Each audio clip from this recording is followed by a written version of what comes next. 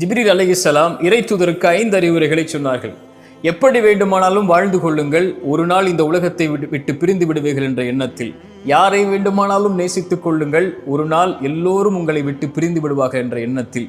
எதை வேண்டுமானாலும் செய்து கொள்ளுங்கள், அதனுடைய கூலியை இறைவன் கொடுத்தே தருவான் என்ற எண்ணத்தில். ஒரு இறை நம்பிக்கை கொண்டவனுடைய மதிப்பு இரவு வணக்கத்தில் இருக்கிறது. கடைசியாக இறுதியாக சொன்னார்கள், ஒரு மனிதனுடைய இறை நம்பிக்கை கொண்டவனுடைய கண்ணியம் என்பது யாரையும் அவன் சாராமல் வாழ்வதில்தான் என்று. மிக முக்கியமானது அது. இந்த உலகத்திலே யார் நமக்கு முக்கியத்துவம் தரவில்லையோ அவர்களுக்கு ஒருபோதும் முக்கியத்துவம் தராதீர்கள். யார் உங்களுடைய வார்த்தைகளுக்கு செவிமடுக்கவில்லையோ அவர்களிடத்திலே ஒருபோதும் உங்களுடைய வார்த்தைகளின் நேரத்தை கொடுக்காதீர்கள். உங்களை விட்டு யார் பிரிந்தார்களோ அவர்களுக்காக ஒருபோதும் அழாதீர்கள். இதயம் உங்களுக்காகத்தான் துடிக்கிறது, பார்வை உங்களுக்காகத்தான் விழிக்கிறது. உங்களையும் உங்களுடைய இறைவனையும் மட்டும் சார்ந்து வாழுங்கள்.